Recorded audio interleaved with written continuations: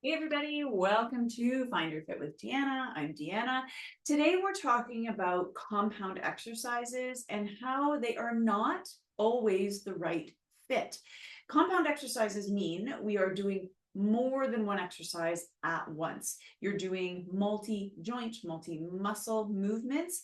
And one of the things I spend a lot of time in the group fitness space and training group fitness instructors, etc. And one of the things that we want to make sure, especially when we're training a group with sort of a limited time, right? We want to get what we call, or what we will say is the most bang for our buck in those exercises we're choosing for our groups and clients and ourselves.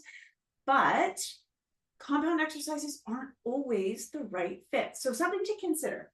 I actually just finished not long ago teaching a group fitness class. And so one of the things that we did today was a compound movement that had two exercises together. And so those exercises were a squat, a biceps curl, and an overhead press. So we have three things actually all together, right?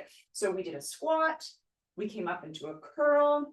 We didn't necessarily turn, I'm just turning to see you. We did an overhead press, okay? Squat, curl, press. Now, that is something that is intentionally chosen for the group I'm working with because I know separately they can complete all three of those exercises with good technique, fairly even side-to-side work. And what I mean is like the right side isn't taking over completely from the left, etc. And so it's an informed decision, right? To say, hey, I'm able to introduce that exercise, use that exercise because the squat on its own is solid. The biceps curl on its own is solid. The overhead press on its own is solid. And then we can bring those three things together. So what if that's not the right fit for you? And so what I want you to think about is to bring those exercises, pull them apart and work on those movements one at a time.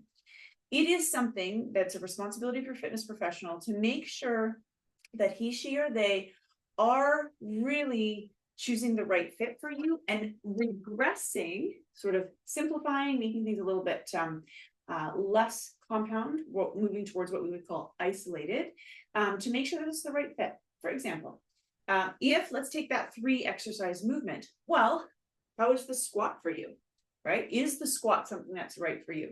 And how would you know? One, does it feel okay? I don't mean like, do you feel the muscles working with or after?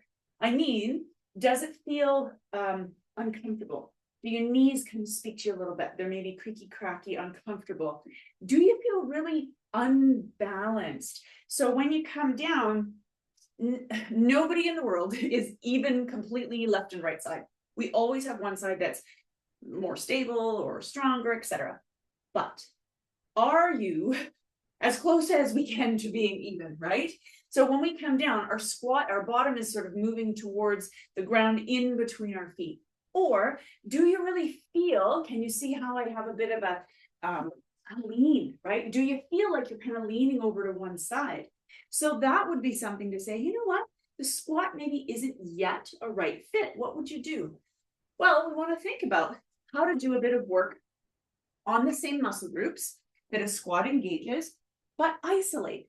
We have heard the phrase, we're only a chain is only as strong as its weakest link, right? And we're the same. We can only build strength to the point that all components that are involved, that's joints, muscles, etc., are ready for that particular overload. So if the squat's not right, for example, bring that back. So I'm just using it, this is called a pause ball. It's a Pilates ball, might also know it as a bender ball, okay? So we're gonna take that ball, it's pretty squishy, doesn't have a lot of air in it intentionally. I'm gonna bring that just between the knees and I'm gonna give a posture check, nice and tall, collarbone wide, chin is neutral. I'm gonna keep a bit of a squeeze on that ball and nice and slowly I'm gonna lift, contracting through my quads. I'm not lifting up to pull through the front of the hip. I'm lifting to squeeze from the quads. And I'm going to let that heel touch ever so slightly and then lift. So I might do a set of 10 on one side, set of 10 on the other side, for example, and start to target individually and in an more isolated way. There is still some other muscle groups jumping in there with the ball, but really starting to train some of those links that might be weaker. What else would we need to do to get ready for that squat? Well, you know what? We need to strengthen our glutes. So some folks probably know, everybody probably knows our glutes back here, but don't forget there are actually 3 muscles that make up that glute group. Yes, the biggest is at the back, but we've got 2 really key and important glute muscles at the side of the hip as well. So I want you to think about training that. So what we could do is standing. If you need a balance point, go for it. Fingertips just on the back of the chair. My standing leg is just bend the knee. I'm going to lift that second side or that other side up and back. I'm not bending the knee. I'm squeezing, often say, through the back pocket area. If you have pockets in your pants, I want you to squeeze through the back pocket area. Okay. So a great option, you do, maybe 10 on one side, 10 on the other, to start to target those glutes at the back of the hip for now. We'll talk about side and sec. That also support us in that hip, that squat movement. Finally, maybe a little too much information, but have you seen a little boy dog? And have you seen a little boy dog go potty, on the neighborhood fire hydrant, and they lift that leg and do what we call in the fitness space a fire hydrant? I know you're like, what on earth? How do we talk about boy dogs going pee? And so I want you to think about that movement. That's what I want you to do right now to target the side of the hip. And there's many options for this. This is an easy one to do standing. You don't need any equipment. Again, balance check. I want you to bend the knee this time, and this knee is going to stay bent. We're going to open and close. None of me, none of you, nothing else is moving. It is only going to be an open. So I'm going to just move that hand out of the way and close. So I'm not shifting. I'm not tipping. We're very tall in our posture, everyone.